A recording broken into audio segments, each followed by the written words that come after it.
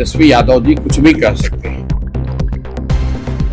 समाजवाद इस देश में लोहिया जी का रहा है और 13 करोड़ लोगों का जो मुखिया है, इन नीतीश जी को लगता है कोई मानसिक गंभीर बीमारी है।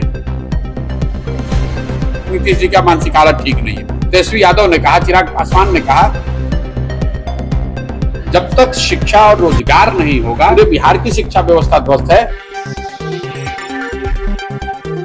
तेजस्वी यादव जी कुछ भी कह सकते हैं। मैंने पहले भी कहा है, फिर दोहरा देता हूं कि तेजस्वी यादव जी को समाजवाद की क्या समझ है। समाजवाद तेजस्वी यादव की क्या कब से हो गई। समाजवाद इस देश में लोहिया जी का रहा है। समाजवाद मधुलिमेय का है। समाजवाद यहाँ जेपी का है। समाजवाद यहाँ जॉर्ज फर्नांडिस का है। तेजस्वी यादव कब से समाजवाद के नेता हो गए। मैंने तो आज से करीब साल भर पहले कहा कि भाई आप ट्यूशन कर लीजिए, अपने सलाहकारों से बात कर लीजिए, सीख लीजिए, पढ़ लीजिए, और पढ़ने के बाद 10 दिन के बाद आकर कैमरे पर समाजवाद पर 5 लाइन बोल दीजिए, 5 मिनट कैमरे पर बिना कागज देखे हुए, तब तो बताएंगे क्या समाजवाद क्या है। कोई भी खड़ा होता है समाजवाद पर, अरे क्या समाजवाद को उनको समझ है। जिसको समाजवाद का परिभाषा नहीं मालूम है वो कह रहा है कि समाजवाद मेरा है। मैं आपको क्या बता रहा हूं कि आप बिहार में कोई बच्चा, आपके घर का कोई लड़का अगर सिपाही भी बनना चाह रहा है, परीक्षा पास करता है, उसका फिजिकल फिटनेस होता है, उसका मेडिकल जांच होता है। आप आर्मी में बच्चे कंपीट कर लेते हैं 5 साल 10 साल की मेहनत के बाद, फिर उनका मेडिकल जांच होता है। क्यों? क्योंकि ये तय किया जाता है कि शारीरिक मानसिक तौर पर आप उस जिम्मेवारी को लेने के लिए फिट हैं। तो एक सिपाही बनने के लिए, शिक्षक बनने के लिए, सेना में भर्ती होने के लिए आपको फिजिकली मेंटली फिट होना है।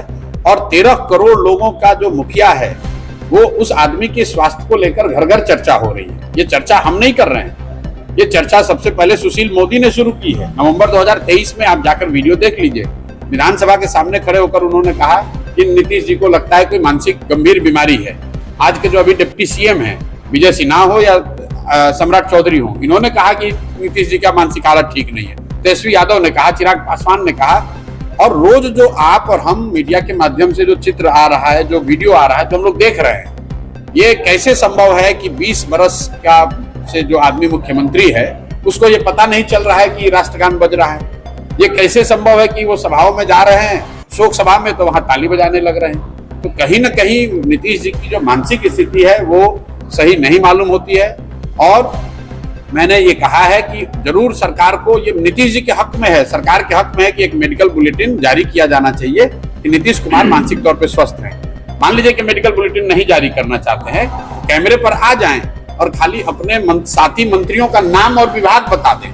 नीतीश कुमार अपने साथी मंत्रियों का नाम और विभाग नहीं बता सकते हैं, तो 13 करोड़ लोगों के इस राज्य को कैसे चला सकते हैं, कैसे आगे बढ़ा सकते हैं। जाति की जनगणना को जो सेंसस होता है उसमें शामिल किया गया है, लेकिन जनसुराज में हम लोग पहले 3-4 वर्षों से कह रहे हैं कि इस तरह की जनगणना सर्वे से कोई नुकसान नहीं है।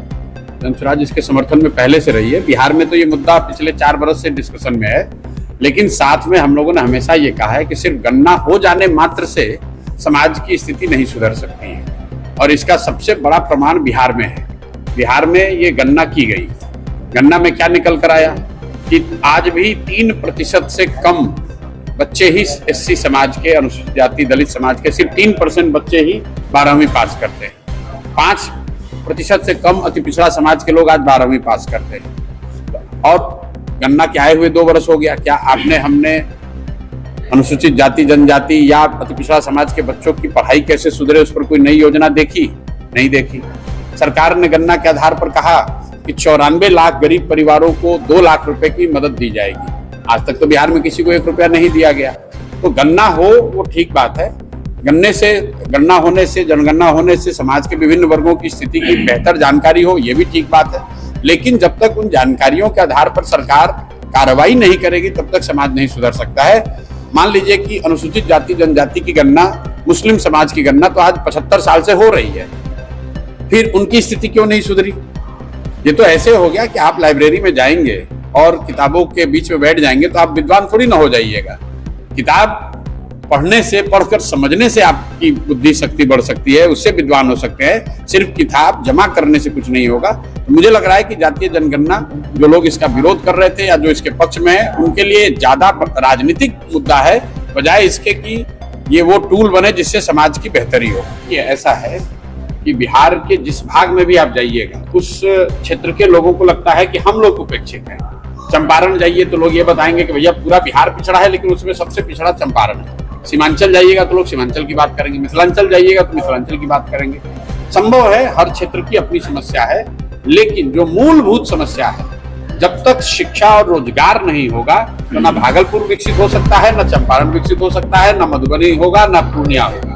रह गई बात कि यहाँ पर जो पहले से सिल्क उद्योग रहा है, यहाँ पर जो एयरपोर्ट की डिमांड है, इन बातों की चर्चा तो हम लोग पंचायत वाइज कर रहे हैं। जनसुराज ही एकमात्र ऐसा दल है जिसने बिहार के जिले वाइज नहीं, क्षेत्र वाइज नहीं, 8,500 पंचायतों की स्थिति को समझकर वहां के विकास के लिए किस पंचायत में किस चीज की जरूरत है इसको बताया है। लेकिन पंचायतों की स्थिति तो तब सुधरेगी जब बिहार की स्थिति सुधरेगी। अगर जहाज डूब रहा है उसमें एक केबिन को नहीं बचाया जा सकता है। अगर पूरा बिहार में व्यवस्था में भ्रष्टाचार है तो भागलपुर में आप ईमानदार सरकार नहीं ला सकते हैं। अगर पूरे बिहार की शिक्षा व्यवस्था ध्वस्त है तो भागलपुर में बढ़िया पढ़ाई नहीं हो सकता है। अगर पूरे बिहार से लोग पलायन कर रहे हैं तो भागलपुर के बच्चे यहाँ रोजगार नहीं पा सकते हैं। तो इस बात को ध्यान में रखना है। बाकी जो डिटेल यहाँ के पंचायत वाइज प्रोग्राम है वो जनसुराज के पास उपलब्ध है। 2.5 साल किसी दूसरे दल के विपरीत हम लोग कोई 5 दिन में आकर यहाँ दल बनाकर नहीं काम कर रहे हैं। 2.5 साल में 5,000 से ज्यादा गांव में गया हूँ। जहाँ पैदल नहीं पहुंच पाए वहां पर गाड़ी से जाकर सभा करके लोगों की समस्या को समझ रहे हैं और पूरा एक पंचायत का 10 साल के विकास का योजना बनाए हैं कि कैसे हो सकता है। लेकिन ये तब संभव है जब बिहार की स्थिति सुधरे, बिहार में शिक्षा रोजगार की स्थिति सुधरे, भ्रष्टाचार खत्म हो, तभी आप पंचायत या प्रखंड, जिले या क्षेत्र के विस्तार की और विकास की बात कर सकते हैं।